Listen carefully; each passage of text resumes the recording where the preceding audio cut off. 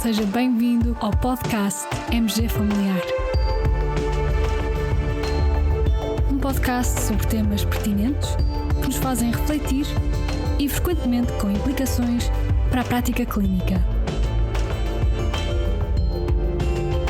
E damos as boas-vindas ao nosso anfitrião, professor Carlos Martins.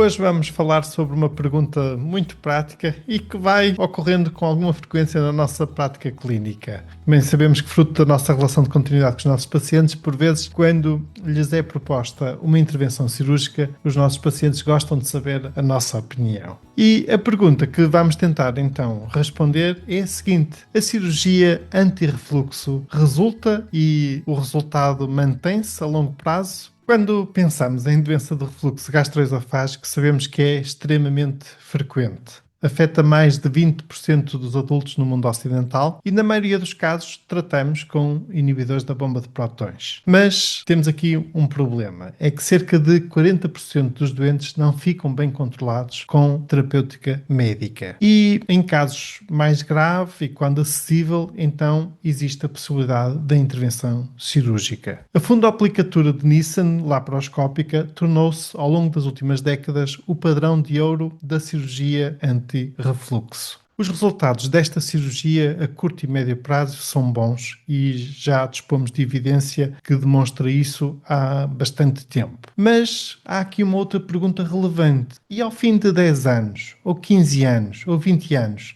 será que o benefício da intervenção cirúrgica se mantém? É precisamente isso que o estudo que queremos partilhar convosco hoje tenta responder. Trata-se de uma revisão sistemática e meta-análise publicada muito recentemente, no mês de abril, no Annals of Surgery.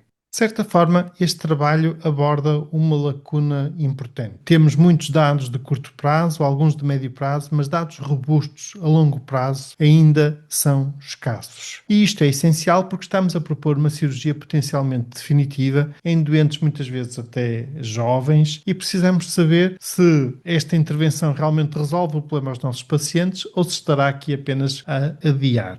Então, a pergunta de investigação desta revisão sistemática e meta-análise é simples e direta. Qual é a eficácia da fundoaplicatura de Nissen laparoscópica a longo prazo? Mais concretamente, a melhoria dos sintomas mantém-se, reduz a esofagite, evita a medicação e os doentes continuam satisfeitos passados mais de 10 anos? Foram então incluídos estudos com pelo menos 10 anos de follow-up, o que correspondeu a um total de 12 estudos e a um total de 1.334 participantes. O follow-up médio foi de cerca de 13 anos e os outcomes avaliados foram sintomas como pirose, como regurgitação, a presença de esofagite, o uso de inibidores da bomba de prótons, a recorrência, os efeitos adversos e também a satisfação dos doentes. Os participantes apresentaram uma idade média de cerca de 51 anos e um índice de massa corporal médio de 27.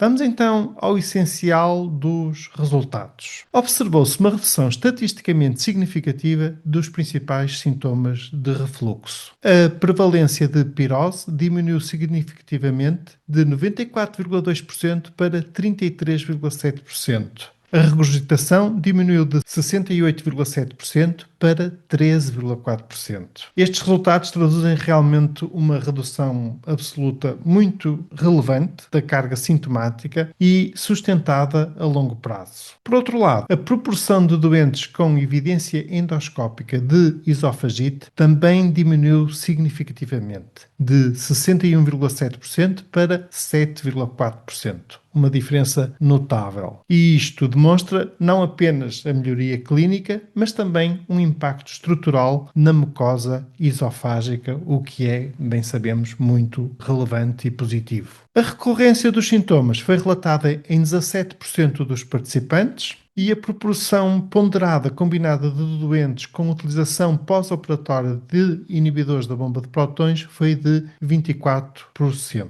Aqui importa notar que existe uma heterogeneidade significativa entre os estudos e o uso de inibidor de bomba de prótons pode não se correlacionar com a falência da intervenção cirúrgica, podendo aqui refletir o uso de inibidores da bomba de prótons por outros motivos, não relacionados diretamente com a doença do refluxo gastroesofágico. Em relação aos efeitos adversos funcionais, o mais frequente foi o síndrome de distensão abdominal, o gas bloating, que ocorreu em 53% dos participantes. Uma certa disfagia também ocorreu em 26% e, de certa forma, estes efeitos refletem as alterações próprias associadas, até anatómicas, associadas a esta intervenção cirúrgica, nomeadamente o aumento de resistência ao fluxo esófago-gástrico e, por vezes, uma certa incapacidade de eructação eficaz. A necessidade de reintervenção cirúrgica foi relativamente baixa, ocorreu em 6% dos participantes. E em relação à satisfação dos participantes com esta intervenção, podemos dizer que a satisfação é elevada. Cerca de 87% dos doentes estavam satisfeitos e 87% dos participantes voltariam a realizar a fundoaplicatura de Nissen laparoscópica mesmo após um seguimento médio de 13 anos. No fundo, isto revela que, apesar da presença de sintomas residuais ou até alguns efeitos adversos, a maioria dos participantes mantém uma avaliação global positiva e, de certa forma, isto traduz que eles sentem que a intervenção melhorou a sua qualidade de vida. Em síntese, podemos dizer que este estudo nos mostra que esta intervenção cirúrgica proporciona uma redução sustentada de sintomas e esofagite, apresenta uma taxa relativamente baixa de recorrência, está associada a alguns efeitos adversos funcionais e esses são algo frequentes e, portanto, será importante nós explicarmos antecipadamente essa ocorrência, mas, apesar disso, apresenta índices de satisfação global elevados e com uma baixa necessidade de reintervenção cirúrgica. De um ponto de vista de implicações para a nossa prática clínica, o que retiramos então deste estudo? Bom, primeiro, retiramos que a cirurgia anti-refluxo é eficaz a longo prazo. Não é apenas uma solução, digamos, de curto prazo, uma solução temporária. Segundo, não é uma intervenção perfeita. Existe alguma recorrência, há por vezes alguma necessidade de medicação e podem existir alguns efeitos adversos relevantes. Terceiro, a percepção do doente aqui é crucial. E mesmo com sintomas residuais, a grande maioria dos doentes apresentam-se satisfeitos. E, de certa forma, estes dados vão nos permitir partilhar e discutir melhor com os nossos pacientes as suas expectativas, os eventuais riscos e, como muitas vezes ocorre em medicina, os trade-offs antes de avançar para este procedimento e para esta intervenção. Acho que esta informação pode ser relevante nesse processo de construção da decisão médica partilhada. Caros colegas, espero que este estudo vos seja útil e, se gostaram deste episódio, partilhem com os vossos colegas e amigos. Muito obrigado por nos ouvirem, fiquem bem, continuem bem, até ao próximo episódio.